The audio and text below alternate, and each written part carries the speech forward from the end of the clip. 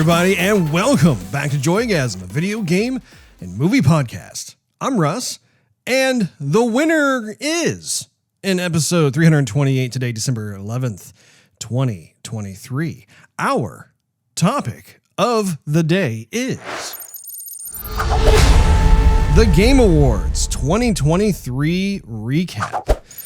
But before we begin, I feel like I owe you guys a little bit of an apology just because I know that for a fact there have been a couple of weeks here and there that I have been MIA in terms of the Joygasm episodes dropping. They have not been dropping as they should once a week each week. There's just been a lot of work going on at my day job, and so haven't had a whole lot of time to, first of all, be able to check out things that I would like to discuss on the show, and then secondly, not have enough time and energy to be able to properly be able to put on the show, you know, because not so much do you want to see me looking even worse than I already am. So anyway, I'm just glad that things have started to slow down now that we are at the end of 2023. And what's nice about that is I will be having some time off, in which case I'll be playing some very big catch up, if you will, on what exactly it is that I'd love to be able to share with all of you lovely folks. So as this applies to what we are going to talk about right now, the Game Awards ended up coming and going super quick. I can't believe that 2023 is already back, so to speak, to the Game Awards once more. There were several titles this year that were really fun to play, very strong contenders for various sections and segments, that sort of thing, different candidates. And it was interesting to see what happened. Alan Wake 2 walked away a big winner that night. Baldur's Gate 3 walked away a big winner. So, and actually a particular winner that I am very happy about is actually having Street Fighter 6 win Best Fighting Game of the Year, because that particular title, so to speak, was, well, not title, but like that particular category was a pretty hotly contested one, because you had Mortal Kombat 1 as well as a few others in there as well. And so I was like, man, I'm not sure who's gonna walk away with this. But I'm so glad that it was Street Fighter 6, because for me, I mean, granted, I haven't played all the titles that were up for that particular category, but I have played Mortal Kombat 1. I have, of course, played Street Fighter 6, and Street Fighter 6 is so good. Like, as far as I'm concerned, Capcom really came back to form with that particular title. So I was very happy with that. I do have some observations, and I think these observations have been shared also across social media in terms of how people felt the actual show went. And this is kind of a thing that I have done over the years on this program, where I really enjoy watching the Game Awards. I think it's fun that we in the video game industry have an award show, just like the music industry has their award shows. The movie industry, the film industry has their award shows. So it's nice to be able to have some sort of representation for us as well. And it's interesting because I still feel as though, despite the fact that there have been a number of years that the Game Awards has been in existence, it's still very much a work in progress in terms of how the production values are being handled, how kind of just the flow of the show goes. So in this instance, I do think that this was probably one of the smoothest attempts yet. Having said that, I do think there are some issues with the show that they need to work out some more of those pain points, if you will. I love seeing Sydney Goodman on the show. She is always so bubbly, so fun. A really nice compliment to Geoff Keighley, who's the host of the show. Those people were real. They did a really nice job. I actually have to commend Geoff, because I know he's a big gamer. He's a big gaming fan. And earlier in the years when the show was newer, Yeah, I think it was harder for him to kind of squelch the fanboyism, which I get. I mean, I'm a fanboy myself. I totally understand that. But it was nice to see how there was a bit more of a balance between, clearly wanting to communicate, hey, like, I'm passionately a fan of so-and-so or a certain game or what have you. But at the same time, also having that professionalism as a host for something like this. And this show, I mean, it was no slouch. It lasted, I want to say, 3 hours.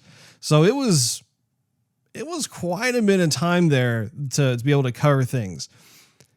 In terms of what I think they need to work on, I think the biggest offender was the amount of time that game developers had to be able to come up and give an acceptance speech. I think that, especially when I think about how there were certain guest speakers that were allotted a significant more amount of time than the actual game developers. And I think there was one instance in particular, I want to say it was one of the Baldur's Gate winners that was talking about someone who was deceased, and they adopted the whole, like, if you're talking too long, the music starts to play and try and encourage you to wrap it up and get off stage. In fact, they had a sign that said, please wrap it up.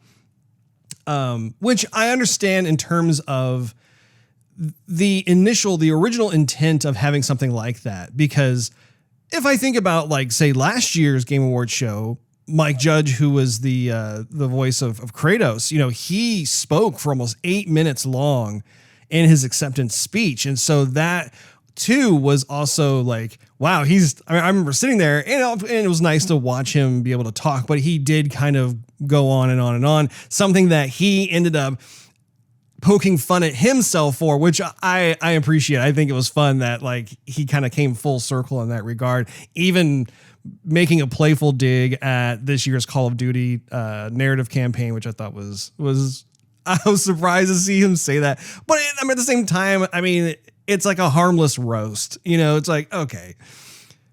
But having said that, though, I do think the primary reason why people tune into the show is because they want to be able to see their favorite teams from their favorite studios be able to accept certain awards.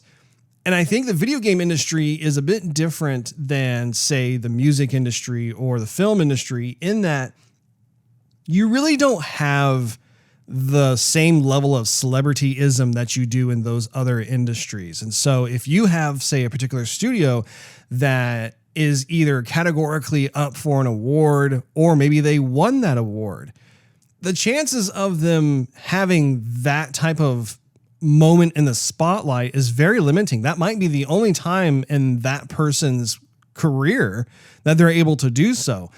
Obviously, that's going to change a bit if you have someone who's a studio head who is more well-known, like Todd Howard, for example, or Vince Impala. You have certain folks who are kind of more of the face, if you will, of the game industry.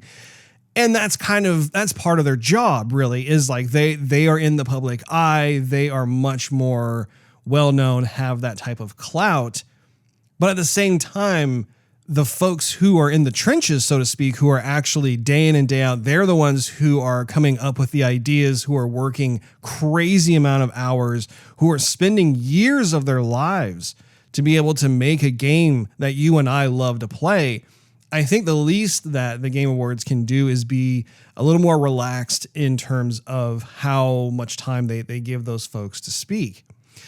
It's interesting too, because I also think about how I've been looking through social media at some of the comments that folks have made who are also in the industry, who have been echoing the same sentiment more or less. And it's interesting how there were folks who wanted to be able to use their time to talk about things that were more geographically political in nature and things that had absolutely nothing to do with the games industry. And I'm conflicted with that because on the one hand, it's their time. They can use that time however they want to use it. But I also believe too that folks who tune in, they do so because this is a part of how they escape. This is their escapism, right? Is playing games. They've been through kind of the drudge of reality, and they want to be able to take a break from that and be able to enjoy things that entertain them and be able to have fun in that, that kind of fantasy world and whatnot. So my personal opinion would be, I wouldn't, if I were to ever be up for an award, I would stick to just the love of games, because that's why we're all here. We're here to make games. We're here to enjoy those games, and we're here to celebrate with each other on our achievements. But that's just my opinion. But in terms of what else I had to see, it was interesting to also look at how we are starting to see more and more of these movie celebrities make these guest appearances. Matthew McConaughey was in there. It was really cool to know that he is working with a gaming studio out of Austin, which I believe is where he lives. I think he lives around the Austin area. And you had Jordan Peele, who was there as well, who was working with Hideo Kojima on his new game called OD. Don't really know too much about it, but it is interesting to see how we are starting to see more and more of either a collaboration or a mutual interest from the gaming world and the movie industry. And I think it's interesting in the sense that there is this mutual fascination, or I would dare I say infatuation with each other, in the sense that, if you have a person who works in the gaming industry, we love movies, right? Like, there's a lot of inspiration that we draw as game developers from the movie industry all the time. By that same token, I think that it's also kind of interesting how the various folks in the film business, whether they are directors or they are actors, what have you, they recognize that the gaming industry has become more lucrative than their industry, than the film industry. But I don't think it's limited to that. I do think, especially with some of the younger folks, they perhaps grew up playing games. So they already have this natural enjoyment or affinity with the gaming industry. And I think as a whole, the gaming industry has matured to a point, graphically speaking and technologically speaking, where they can tell more complex stories. They can do more sophisticated gameplay mechanics, where now you're starting to see a little bit of that fusion take place. That's exciting to me, because I think that it is really nice to be able to have different types of opportunities that can bring different folks into the fold, so to speak. So I thought that was cool. That was been interesting. I do think you can tell during the show that they were giving favoritism to these different celebrities from the movie industry. You had folks who were able to talk much longer, once again, than folks who were, say, accepting an award for something. Another issue, and I go back and forth with this, because the Game Awards has so many categories, like so many sections that they give awards to. And so there will be these periods of time where either Geoff or Sydney will be talking, and you'll see this inset come in, and it has like all the different titles for a particular category that are up for an award. And they'll say who the winner is, but then you don't see anybody accept the award. And then they go immediately to like another section. It's almost like they kind of group certain categories together, where it's like, it's rapid fire, like, oh, so-and-so won the award. And, all of a sudden this next list, and for this category, so-and-so won. Okay. And this next category, I'm like thinking, whoa, hold on a second. I'd like to be able to maybe perhaps see some B-roll footage of the game that won. I think if in the event that perhaps the team that won was not physically present at the show, I think that it's not a stretch to be able to contact them ahead of time before the show broadcasts and say, hey, you guys are the winners.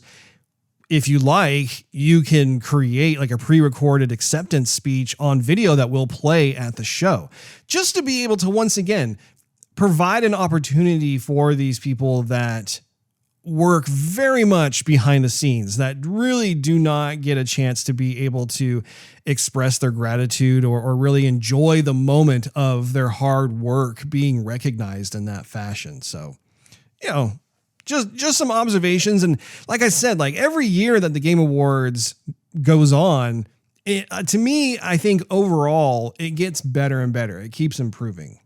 So, of course, the other huge side of the Game Awards are the announcements and the game trailers. And I think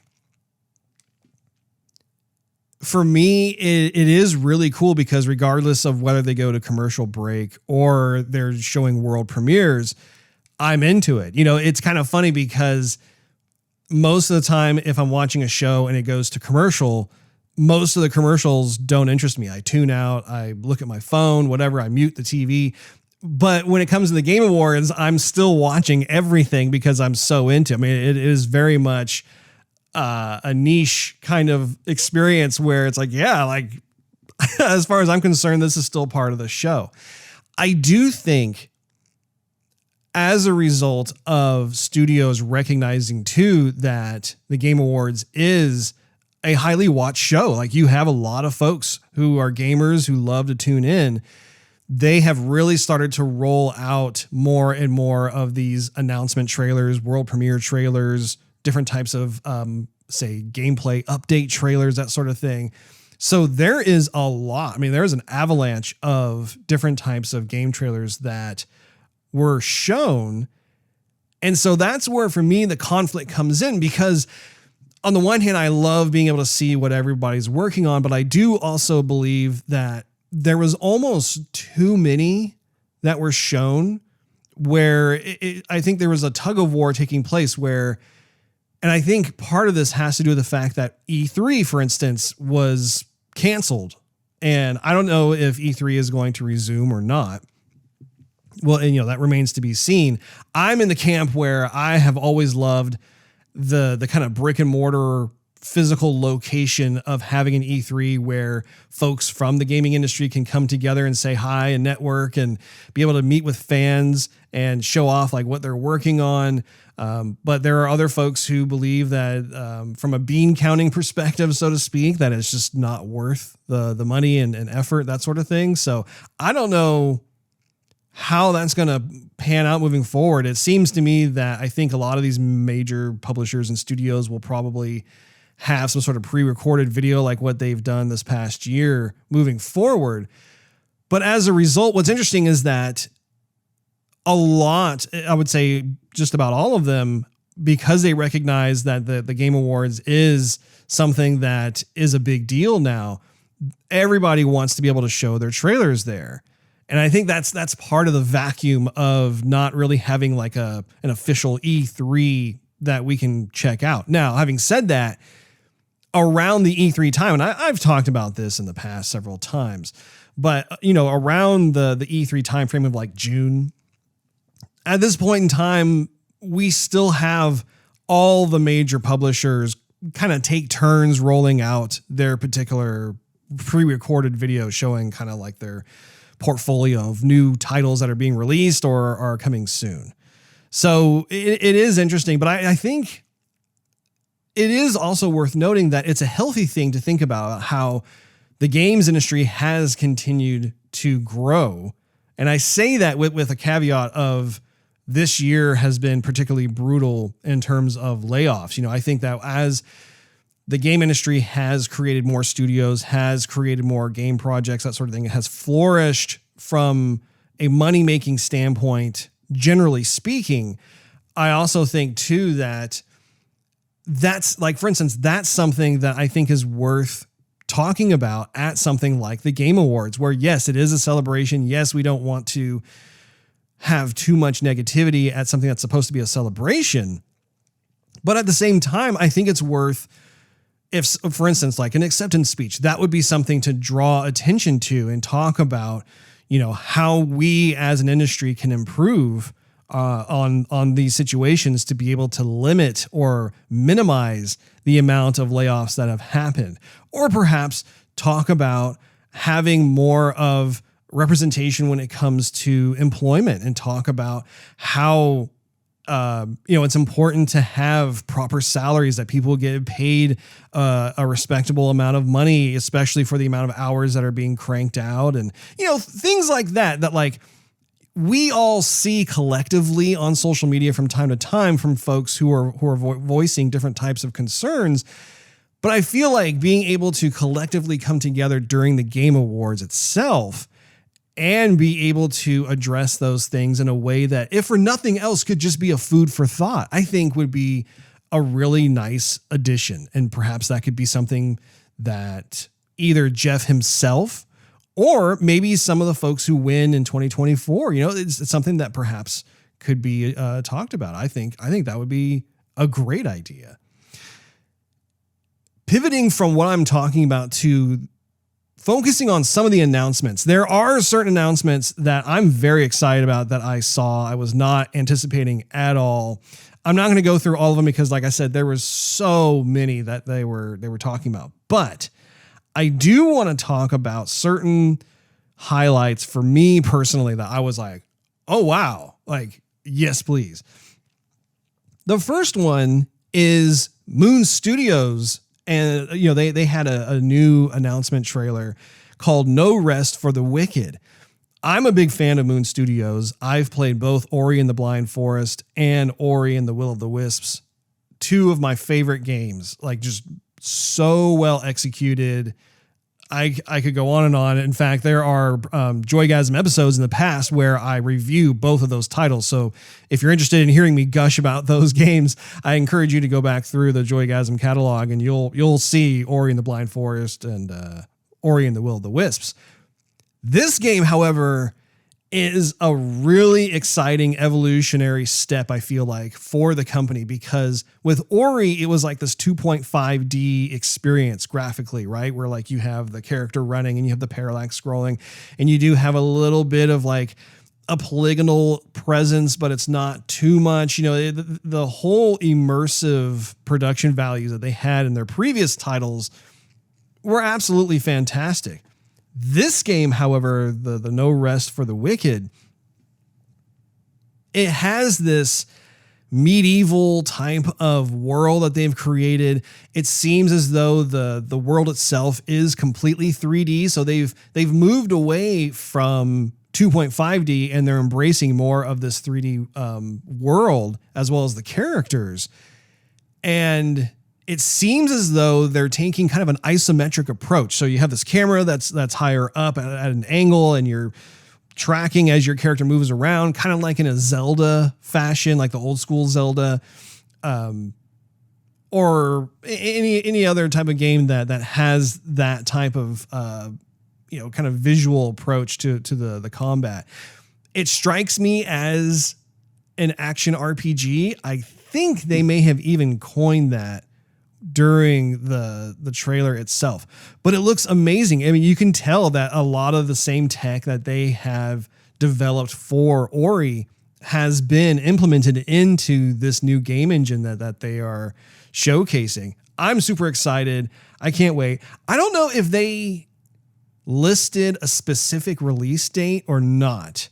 I want to say that maybe it's coming out sometime in 2024, but I could totally be wrong. I did not write that down in my notes when I was watching it, but really excited to check that game out. I think it's going to be fantastic. Another huge surprise for me, Sega. So for those who don't know, I am a huge Sega fan. Like I grew up on the Sega Master System, Sega Genesis, Game Gear, Sega CD. I was one of those kids growing up. And it was such a heartbreaking thing for me when Sega decided to abandon the console business and instead go to software only. And not only that, but also really not follow up on a regular basis with their treasure trove of games. I mean, like Sega's staple has like so many amazing games, whether it was from the arcade coin-op game days or even the console days themselves as well. And so out of the blue, I'm watching the Game Awards and Sega comes on with this big announcement of all these different games that like I have thoroughly enjoyed to play. You know, they show like a next gen version of Jet Set Radio. I, from time to time on this very show, will wear like a Jet Set Radio. It's either Jet Set Radio or Jet Set Radio Future. I can't remember. I think it's Jet Set Radio. But I'll wear that t-shirt from time to time on this show because that's like a classic game. It's one of my favorite games that Sega has made. They're apparently working on a next-gen version of that. They're also working on a next-gen version of Shinobi. I absolutely love Shinobi. You know, Revenge of Shinobi, Shadow Dancer. Like, sign me up. I'm a huge Shinobi guy. They also showed off a next-gen version of Golden Axe. Are you kidding me? This is fantastic. Yes, I want a next-gen version of Golden Axe. I've been waiting for this for years. They were also showing a next-gen version of Streets of Rage, which is crazy because if you think about, I think it was Tribute Games, I want to say. They made recently like a kind of a next-gen 2.5D side scroller of Streets of Rage. I really love it. I think it was such a love letter to the original titles that Sega had made back in the 16-bit days. This version, however, is 3D. Like, I'm very, very excited to see what they're able to do. I hope it's over the top. I hope it like they really pull out all the stops to make it cinematic and this larger than life type of beat 'em up type of game. Really, really excited about that. They had a next gen version of Crazy Taxi. Crazy Taxi was such a fun arcade game, and I had bought it for Dreamcast. It was, you know, just a fun, maniacal type of racing game. Really, really fun. And they said that they actually have more titles in development that they have not announced with that particular announcement trailer. Yeah. Oh, yeah. My hope is that those games have fantastic gameplay mechanics and are super great to control and fun to play, because whoever greenlit that, whoever like took a look at Sega's catalog and said, you know, we should really leverage these. I tip my proverbial hat to whoever that was, because that was a very wise and shrewd move to make, because they just been gathering dust. Those IPs have not been properly taken advantage of. So very excited. I'm wondering like what's going on over in the Sega camp. Because if they're doing this, it makes me wonder if they have any brand new IPs that they happen to also be working on as well. But that remains to be seen. That was, as far as I was concerned, like that was one of the main highlights of the entire show for me personally. Sign me up. Absolutely. We saw another trailer from Game Science for Black Myth Wukong. I've been talking about this game for years now. Ever since I saw the very first trailer, this game is special.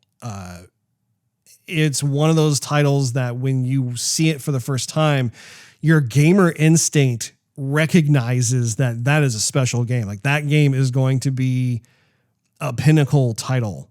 And what was super cool was that they said that they have a release window of August of 2024 next year, when the game will finally make its release. It continues to look fantastic. It's crazy like how many gameplay trailers that Game Science has already released over the last couple of years alone. And every time they release a new trailer, it's like you see more types of boss fights, more environments, more of the story being shown. I mean, this is a big game.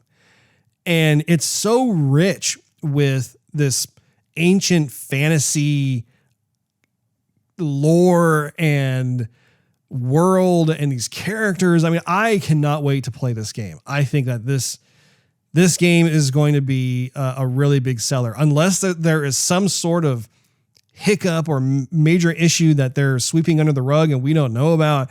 This is going to be a huge game when it comes out.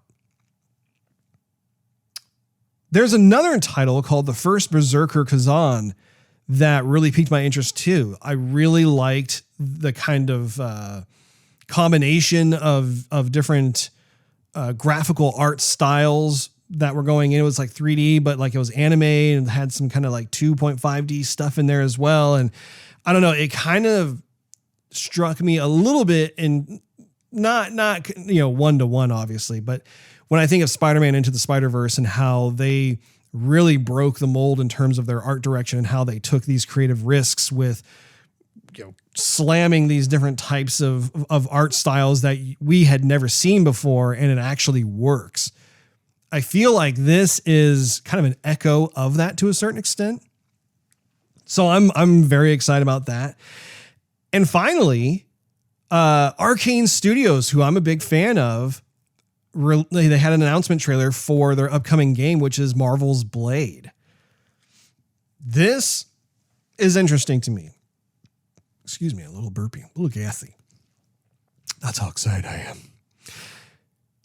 What's interesting is that Arcane Studios came out with a vampire game recently that actually did not do very well at all.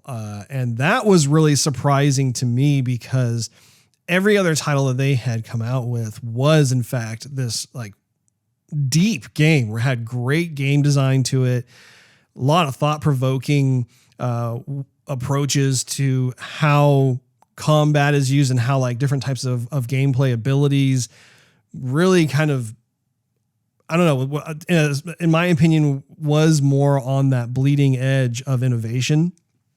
So it's interesting how this other game comes out, doesn't do very well, despite the fact that there was a significant amount of hype behind it. There were a lot of people, myself included, that were very much looking forward to the game. And so when it finally got released, I mean, I think it really shocked everybody as to like how unfinished it was, which leads me to Blade.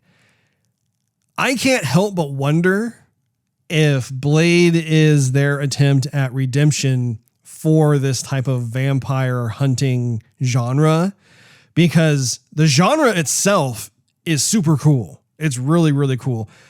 Having a character like Blade to be able to control in an Arcane Studios kind of world sounds very enticing to me.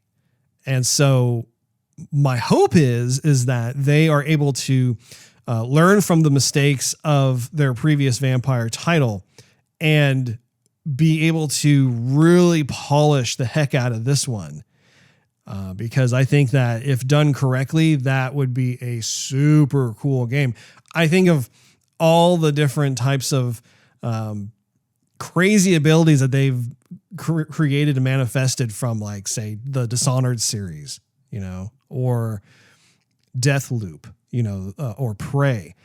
The Arcane team really knows how to make you feel like this empowered character, this empowered hero through supernatural means.